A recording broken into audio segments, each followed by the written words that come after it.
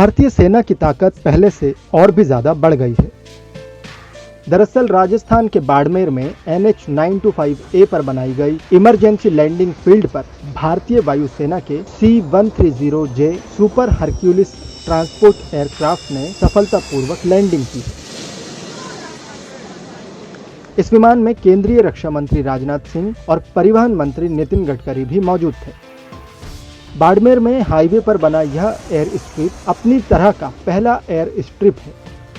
भारतीय वायुसेना के विमान की इस स्ट्रिप पर सफल लैंडिंग के बाद अब सेना के लड़ाकू विमान पाकिस्तानी सीमा के पास लैंडिंग कर सकेंगे। बता दें कि भारतीय सेना की ये स्ट्रिप 3 किलोमीटर लंबी है, जो कि पाकिस्तान की सीमा से महज 40 किलोमीटर की दूरी पर है।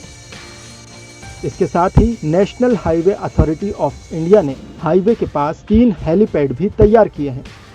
भारतीय वायुसेना का यह हरक्यूलिस विमान केंद्रीय रक्षा मंत्री राजनाथ सिंह और केंद्रीय परिवहन मंत्री नितिन गडकरी को लेकर इमरजेंसी लैंडिंग फील्ड पर उतरा। आपात लैंडिंग फील्ड का उद्घाटन करते हुए केंद्रीय रक्षा मंत्री राजनाथ सिंह ने कहा कि आज ऐतिहासिक दिन है। पहले सड़क पर वाहन चला करते थे, लेकिन 21वीं सदी में सड़क पर भी विमान उतरेंगे। भारत किसी भी चुनौती से निपटने के लिए तैयार है।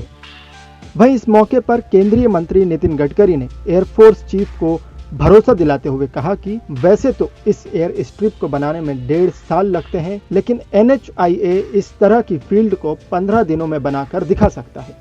नितिन गडकरी ने कहा कि उनके विभाग ने पहले इस प्रोजेक्ट को करने से मना कर दिया था, लेकिन जब एक बार प्रधानमंत्री जी के सामने इस प्रेजेंटेशन की बात सामने आई तो आनन फानन में तैयारी शुरू की गई। एक बार चर्चा करते समय, प्रधानमंत्री जी के यहाँ प्रेजेंटेशन करते समय इस प्रकार का सुझाव उनके सामने रखा था।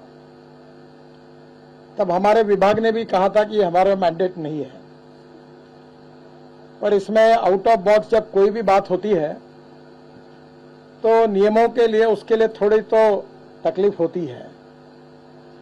पर मुझे खुशी है कि डिफेंस मिनिस्ट्री ने, एयरफोर्स के अधिकारियों ने भी बहुत अच्छा सहयोग किया है और हिंदुस्तान में हमने पहली बार रोड कम एयर स्ट्रिप का यह निर्माण किया है।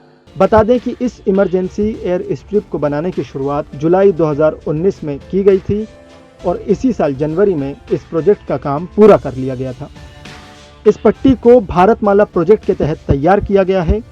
32 करोड़ 95 लाख रुपए की लागत से बनी यह हवाई पट्टी 3 किलोमीटर लंबी और 33 मीटर चौड़ी है।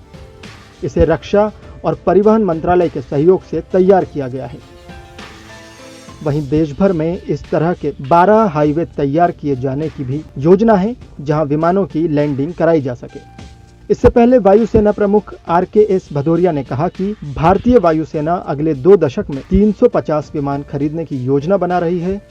उन्होंने चीन और पाकिस्तान की चुनौतियों को देखते हुए भारतीय वायुसेना की समग्र ताकत को बढ़ाने के लिए विषम क्षमताओं को विकसित करने की आवश्यकता पर भी जोर दिया है। इस वीडियो में फिलहाल इतना ही। देश विदेश की तमाम बड़ी खबरों के लिए लोकमत न्यूज हिंदी के YouTube चैनल को सब्सक्राइब करें। अगर आप हमारा ये वीडियो फेसबुक पर देख रहे हैं तो हमारे फेसबुक पेज को फॉलो करें।